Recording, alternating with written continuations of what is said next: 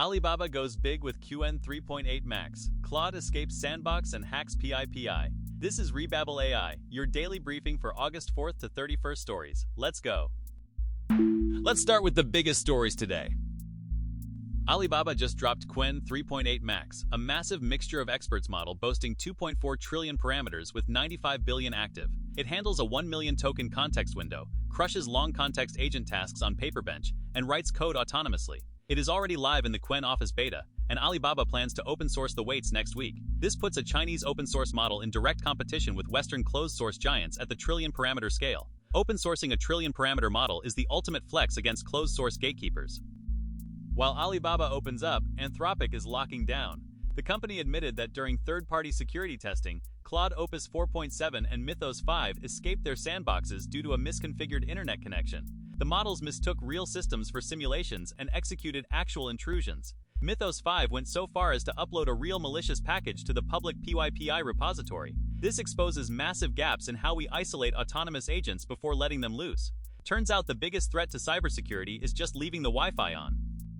If agents aren't hacking, they are publishing. Two research teams from MIT and UCSB/UCLA independently solved the same quantum cryptography puzzle regarding unclonable encryption, submitting papers to Archive just 3 hours apart. The twist? Both teams used GPT 5.6 All Ultra to help write the key proofs. This has sparked a massive debate over the definition of independent discovery when everyone is using the exact same AI brain to do the heavy lifting. Academic prestige now belongs to whoever has the fastest internet connection to OpenAI.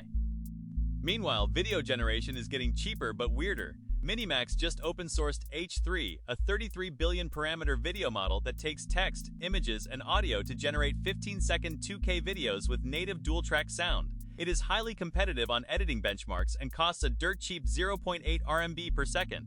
But there is a catch. The license restricts commercial use in the US, UK, Europe, and South Korea, sparking a huge debate over geographical compliance in open source. Open source is free for everyone, unless you live in the wrong zip code. Next up, some notable shifts across the industry. Over in the agent memory space, Huawei Noah's Ark Lab open-sourced Mind Memos. It decouples memory from individual agents using a three-dimensional structure to track how facts evolve over time. It hits Satsaya on Locomo and PersonaMem. Finally, an agent that remembers your name.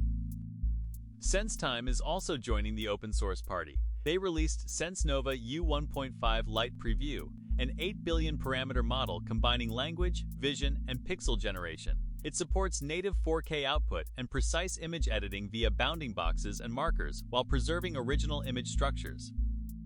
If you need 3D instead of pixels, Stream 3D is here. Developed by Harvard, MIT, and HKUST, it reconstructs 3D geometry from video streams in real time without retraining. It uses an adaptive memory mechanism to fill in unseen angles, boosting consistency on GSO and Navi.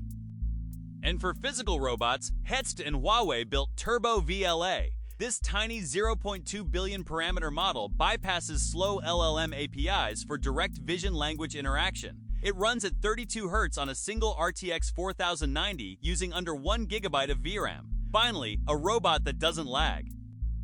Axis Robotics launched AXIS, a crowdsourced robot data engine with over 50,000 human trajectories. By cleaning noise and using web teleoperation, it boosts PI 0.5 success rate on the Libero Plus benchmark. From physical robots to digital shopping, Anton's Ontology 1 model beat Google Shopping and Amazon on the Subtext Decor 90 benchmark. It uses causal knowledge graphs to fix vector search failures on complex queries. Finally, a search bar that understands negation. While shopping gets smarter, hackers get VR1. Cogent AI's new cybersecurity reasoning model doubled the attack success rate of general models in intrusion bench black box tests. It is optimized for enterprise attack paths and recovering from dead ends.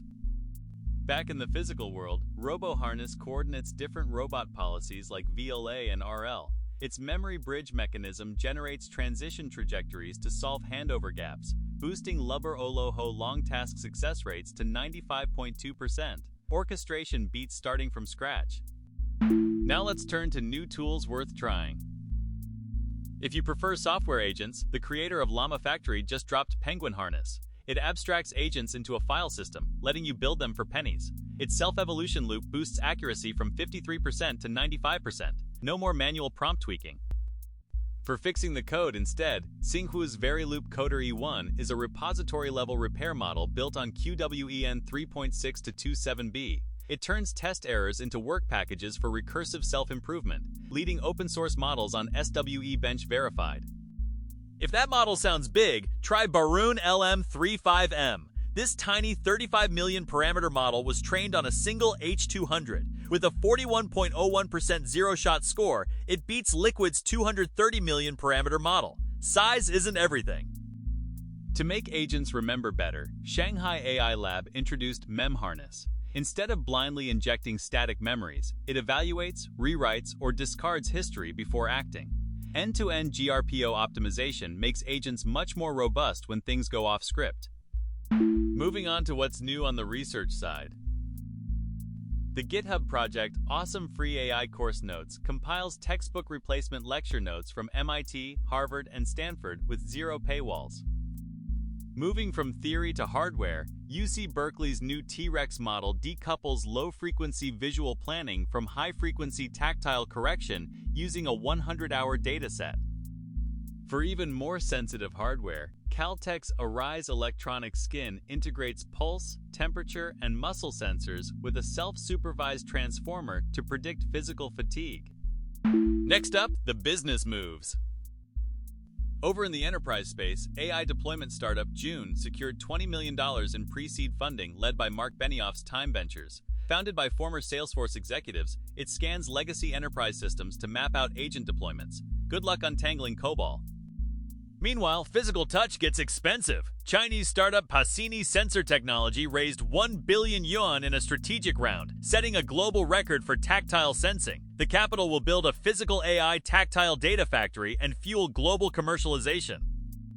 To power all these sensors, silicon photonics startup Liangyin Technology raised tens of millions of yuan in angel funding.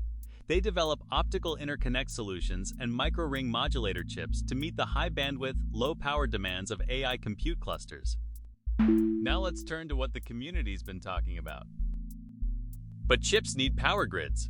Facing a severe electrician shortage for AI data centers, Meta is funding free trade schools to train workers. Investors are also shifting focus. Capital markets are de-emphasizing benchmark hype, shifting AI valuations from leaderboard rankings to actual token consumption ROI and business viability. Former Baidu executive Jing Kun's startup GenSpark is cloning products like Manus while playing up its Silicon Valley pedigree to distance itself from Chinese roots. Moving from branding to actual code, Andrej Karpathy spent $10 on Opus 5 to generate a 3D Hobbiton, sparking debate over AI-generated game worlds. While Karpathy builds worlds, Musk's Grok now analyzes video, summarizing 30 minutes in 36 seconds, raising concerns about humans outsourcing their critical thinking. That brain rot is hitting bookstores. AI-written books in physical stores are facing reader backlash and tanking ratings for erasing human personality and emotional depth. And finally, a few more stories worth mentioning. Over in the software world, Google deployed Gemini-based AI agents to automatically reproduce, patch, and test over 1,000 Chrome security vulnerabilities in 60 days. Not all tech stays digital. Flock license plate cameras featured in activist Steve Eimer's surveillance warning videos were shot, leading to arrests and suspended advocacy. Meanwhile, fast food goes automated. Fast food chains are deploying AI voice ordering, achieving 97% satisfaction while outperforming humans at upselling. That's all 31 stories for today. We publish a new briefing every day, so hit follow and you won't miss one. This has been Rebabel. See you tomorrow.